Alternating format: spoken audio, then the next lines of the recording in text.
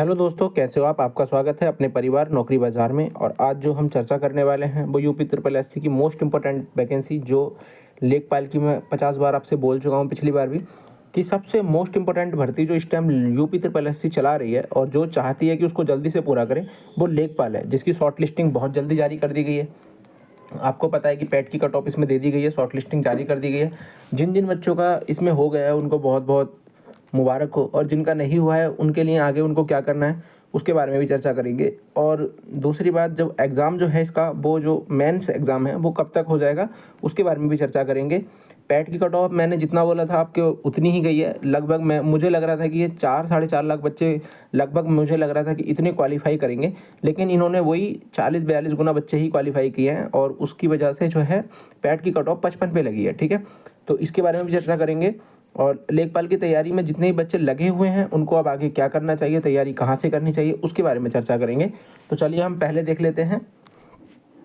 सबसे पहले हम देख लेंगे कि जो आपकी लेखपाल का जो नोटिफिकेशन आया था कल, उसके बारे में क्या बताया गया है। तो आयोग ने इसमें ये बोला है कि जो आपकी आयोग ने विज्ञापन संख्या 2 परीक्षा 2025 लेखपाल मुख्य परीक्षा प्रारंभिक 2025 1 के अंतर्गत राजस्व परिषद उत्तर प्रदेश लखनऊ के नियंत्रणाधीन लेखपाल के कुल रिक्त 7994 पदों पर, मतलब लगभग 8000 पदों पर चयन के लिए प्रारंभिक अहर्ता परीक्षा 2025, यह पैट टेस्ट 2025 के स्कोर में वास्तविक स्कोर अथवा नॉर्मलाइज्ड स्कोर में 0 या उससे कम नकारात्मक अंक प्राप्त करने वाले अभ्यर्थियों को शॉर्टलिस्टिंग करते हुए प्रारंभिक अहर्ता परीक्षा 2025 यानी कि पैट के नॉर्मलाइज्ड स्कोर के आधार पर 8000 पदों के सापेक्ष श्रेणीवार 15 गुना समान कट ऑफ अंक प्राप्त करने वाले सभी अभ्यर्थियों को सम्मिलित करते हुए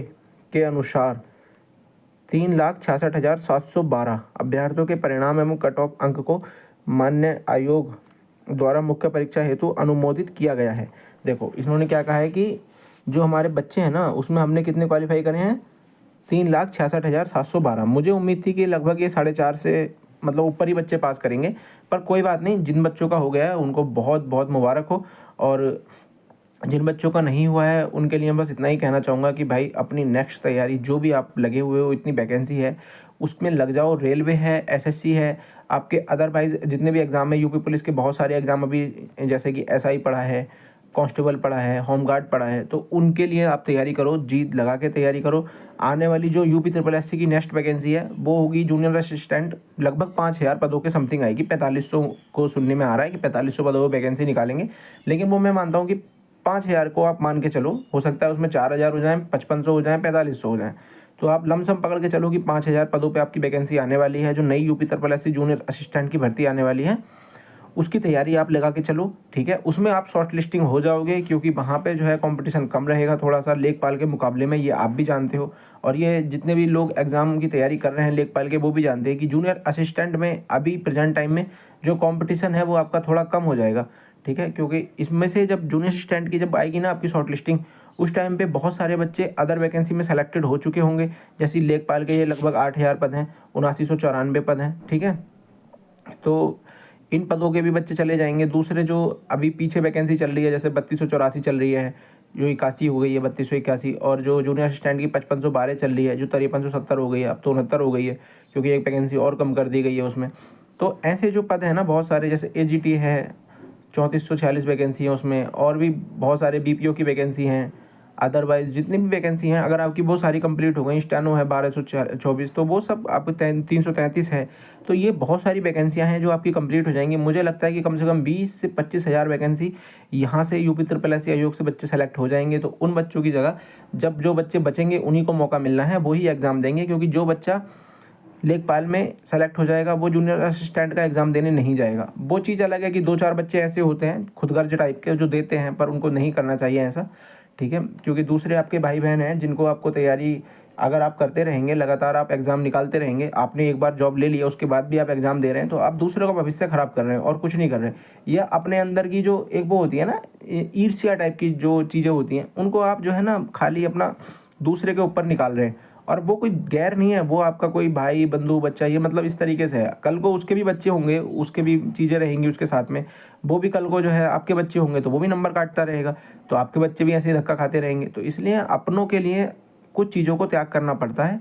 ये जो है ना एक परिवार की तरह इसे मान के चलो, अपने लोगों के लिए आप त्याग करना सीखो। अगर आप ऐसा नहीं करोगे तो जैसा आप किसी के साथ कर रहे हैं वैसा ही कोई दूसरा भी आपके साथ करेगा।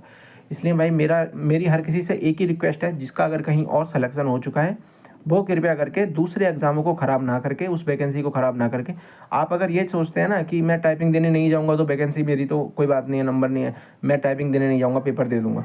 भाई अगर आप टाइपिंग देने नहीं जाओगे ना तो उस बच्चे का कॉन्फिडेंस कोई बारे में सोचो। जो बच्चा मान लो किसी की मेरिट 50 पे लगनी थी, ठीक है, और आपकी वजह से वो 52 पे लग गई, तो जो 50 वाले 2 बच्चे थे, मैं से मान लो 2 ही बच्चे थे वहाँ पे, तो उनका कॉन्फिडेंस लेवल जो लो जाता है ना, उसका आपको ख्याल भी नहीं होगा, ठीक है। तो इसलिए आप जो है ना उस चीज़ को थोड़ा त्याग करने की कोशिश करो।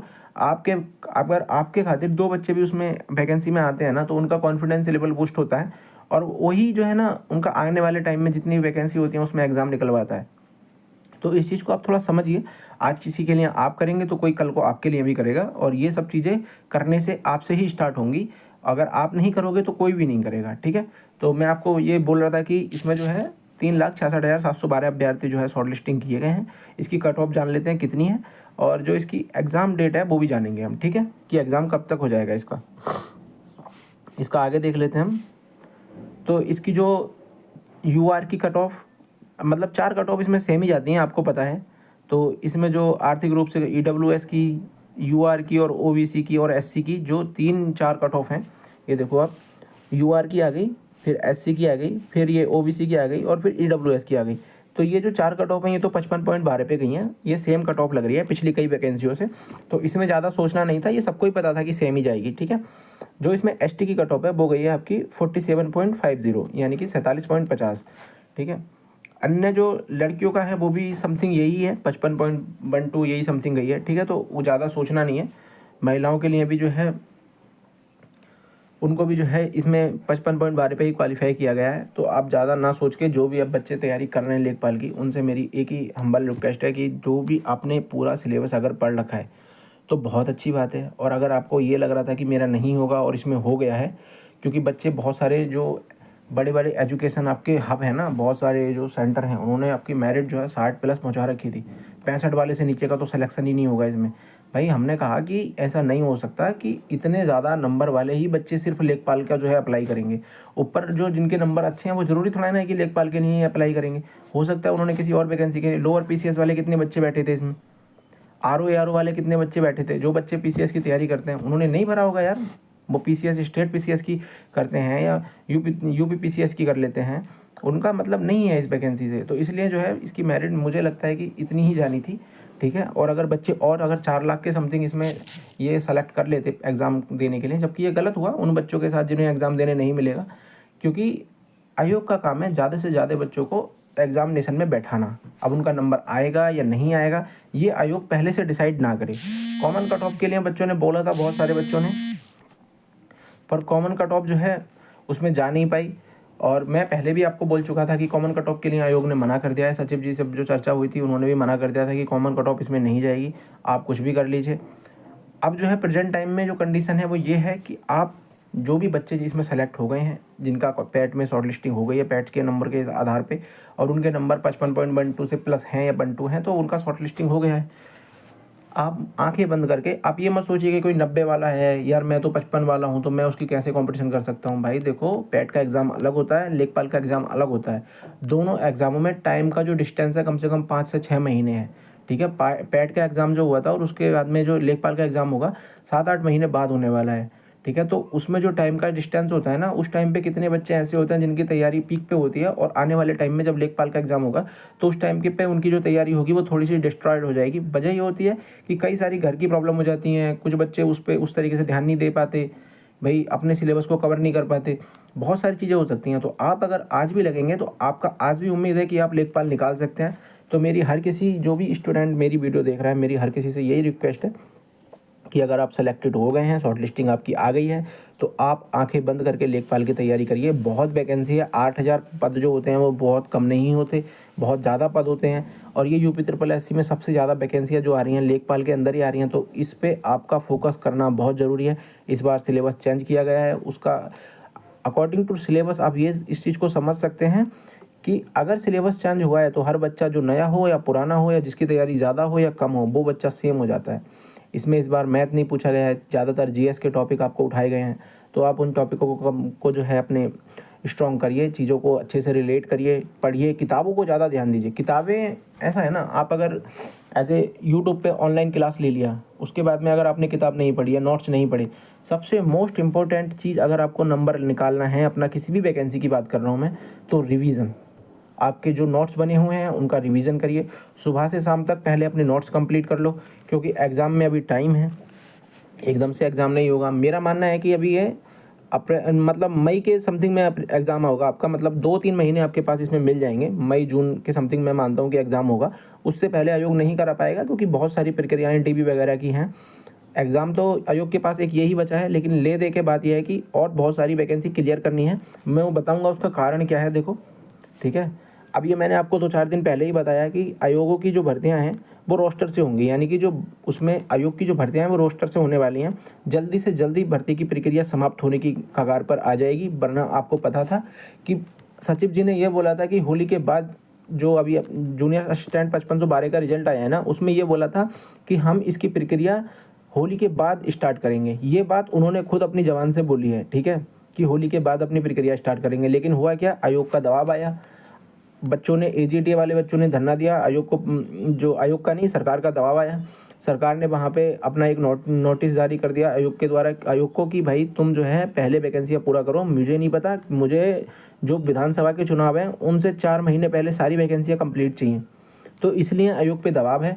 जो वैकेंसियाँ कोर्ट में नहीं हैं उनको लेके, उन्हें छोड़ के, ठीक है, उन्हें छोड़ के बाकी सारी वैकेंसियाँ आपकी जो चुनाव है उससे पहले पहले पूरी हो जाएंगी। यानी कि जितनी भी वैकेंसी प्रेजेंट टाइम में यूपी के अंदर चल रही हैं, उत्तर प्रदेश के अंदर, वो वैकेंसियाँ आपकी अक्टूबर तक, आप ये मान लीजिए कोई छोटी से छोटी वैकेंसी भी है जिस पे आयोग बिल्कुल ध्यान नहीं दे रहा है, वो अक्टूबर में आपकी कंप्लीट होकर आपको ज्वाइनिंग मिल जाएगी। और इनकी जो ज्वाइनिंग है, जिनके अभी डीबी की डेट आने वाली है, उनकी ज्वाइनिंग हो सकता है जून से पहले पहले या जून जुलाई तक में मिल जाए, क्योंकि उनमें कोई प्रक्रिया बाकी बची नहीं है। सिर्फ डीबी होना है, डीबी के बाद में अभी आपका फाइनल रिजल्ट आना है, बाकी और कोई प्रक्रिया नहीं है। और डीबी की प्रक्रिया कोई ज़्यादा बड़ी नहीं चलने वाली, 10 से 15 दिन में आपका सारा जो भी डीबी हैं, जिस भी वैकेंसी के लिए कराएंगे, वो डीबी की प्रक्रिया खत्म कर लेंगे, क्योंकि ऑनलाइन डीबी होगा। ऑनलाइन डीबी में क्या क्या डॉक्यूमेंट्स आपको वेरिफिकेशन करने के लिए लेके जाने हैं, वो नेक्स्ट वीडियो में बताऊँगा। 5512 के बारे में वीडियो डालूंगा, उसके बारे में आप जानकारी ले लेना। उसमें भी मैं बताऊँगा आपको कि फाइनल कट ऑफ कितनी जाने वाली है। ये सब जानने के लिए आप चैनल को सब्सक्राइब कर लें। मेरी बातें जैसी भी लग रही हो आपको, चैनल को सब्सक्राइब करें, लाइक करें आपको पसंद आए तो। और जो है, जो इतना मैं बता रहा हूँ उससे ज़्यादा आपको ज़्यादा कुछ नहीं सोचना। लेखपाल की तैयारी सिर्फ अपने नोट्सों से करें। जो चीज़ें आपको समझ में नहीं आ रही हैं उनके लिए किताब खरीदें, बुक्स लें। ऑनलाइन स्टडी का मतलब माध्यम सिर्फ इतना बनाएं कि आपको सिलेबस कंप्लीट करना है। उसके बाद में जो एक्स्ट्रा चीज़ें हैं उन चीज़ों को आप देख सकते हैं, बाकी सब चीज़ें अपने नोट्स से पढ़िए। बार बार क्लास देखने से आपका सिलेक्शन नहीं होगा। कोई भी आप यूट्यूब पे क्लास देखिए, 1000 बार क्लास देखिए, उससे सिलेक्शन नहीं होता है। सिलेक्शन आपकी किताबें दिलाती हैं, जिसमें ए से लेकर जेड तक थ्योरी दे रखी होती है। उस थ्योरी को आप कंप्लीट करिए, वहाँ से आप क्वेश्चन सेलेक्ट कीजिए कि आपके कैसे क्वेश्चन बन सकते हैं। अगर आप इतना कर लेते हैं तो मैं मानता हूँ कि आपको लेखपाल बनने से कोई नहीं रोक सकता। आपके नंबर चाहे 55 हो चाहे 90 हो, जिस दिन एग्ज़ाम होगा डिसाइड वो डेट करेगी कि आपको कितने नंबर की आवश्यकता है फाइनल कट ऑफ के लिए, आपका एग्ज़ाम कैसा हुआ, उस दिन आपको डिसाइड करना है। आज नहीं सोचना कि नंबर कम है तो तैयारी नहीं करनी है। तैयारी करनी है। लेखपाल में बहुत पोस्ट हैं, 8000 पोस्टें किसी हाल में कम नहीं होती हैं। आपको कुछ नहीं करना। ज़्यादातर इस बार सिलेबस आपका पूरा चेंज हो गया है, कितनी बार मैं ये चीज़ कह चुका हूँ आपको।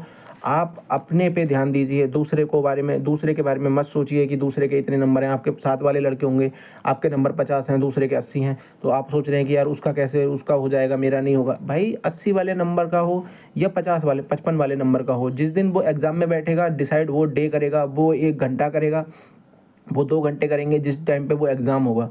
उस टाइम पे उसका पढ़ा हुआ कितना आता है, तुम्हारा पढ़ा हुआ कितना आता है, वो एग्ज़ाम की जो पैटर्न बना हुआ होगा, एग्ज़ाम में जो क्वेश्चन सेट हुए होंगे एग्जामिनर द्वारा, वो डिसाइड करेंगे आपका भविष्य। ये नंबर, पैट के नंबर आपका भविष्य डिसाइड नहीं कर सकते। मैं इस चीज़ के बहुत खिलाफ हूँ कि पैट लाके कॉमन कट ऑफ नहीं दी जा रही है। कॉमन कट ऑफ दी जानी चाहिए। हर बच्चों को एग्ज़ाम देने का अधिकार है, अब चाहे वो कोई भी हो। अब मैं ये कहूँ कि सबका हो गया है 2-4 बच्चों को छोड़ के, ऐसा नहीं है। आप देख सकते हैं कि कम से कम भी नहीं तो 25 लाख बच्चे, 18-19 लाख बच्चे एग्ज़ाम देके आए थे पैट का। उसके बाद में से ये 3 लाख बच्चे या 3.5 लाख बच्चे छाँट के रख दिए गए साइड में कि आप एग्ज़ाम दे सकते हैं, आप योग्य हैं। आप इस आधार पे योग्य अयोग्य कैसे ठहरा सकते हैं जब कोई बच्चा मेन एग्ज़ाम में बैठा ही नहीं है? आपने पहले ही उसको निकाल के बाहर कर दिया। ये तो वो हो गया कि आपको रेस करने दी ही नहीं गई, खाली खड़ा कर दिया ले जाके कि आ जाओ रेस मरवाएँगे, रेस कराएँगे, और आपको बाहर कर दिया कि यार इससे तो हो ही नहीं सकती। तो इस चीज़ के मैं बहुत खिलाफ हूँ। मैं मानता हूँ कि कॉमन कट ऑफ आनी चाहिए। आपको भी अगर ऐसा लगता है तो वीडियो को लाइक करें, सब्सक्राइब करें। जिन बच्चों का नहीं हुआ है उनके साथ थोड़ी देर बैठ जाएँ, जो भी आपके आस पड़ोस में हों, और उनसे कहें कि आप नेक्स्ट एग्ज़ाम की तैयारी करो। क्योंकि आपके जो भाई हैं, दोस्त हैं, जो भी हैं, अगर आप उनके 2 मिनट दे देंगे ना अपने, तो उनको थोड़ी जो दिल में है, जो चीज़ें उनके अंदर हैं, वो थोड़ी आपको बता सकते हैं। चीज़ों का जो दर्द है वो सबको समझा सकते हैं। और अगर आप उनका दर्द कम करने में आप कामयाब होते हो तो मनुष्य जीवन में इससे बड़ी खुशी आपको कभी नहीं मिलेगी। ठीक है? तो मिलते हैं भैया किसी नेक्स्ट वीडियो में। जो भी होता है उसको अपडेट कराते रहेंगे। चैनल को सब्सक्राइब कीजिए, लाइक कीजिए। और मैंने जितनी जानकारी थी लेखपाल से संबंधित वो दे दी है। हाँ, मैं इतना ज़रूर कहूँगा, जिन बच्चों का भी हुआ है वो तैयारी में जुट जाएँ, लग जाएँ। 3-4 महीने आपके पास हैं, 4 महीने में ऐसा कोई सिलेबस नहीं है जो आप कंप्लीट नहीं कर सकते। ठीक है? तो अब मिलते हैं किसी नेक्स्ट वीडियो में भाई।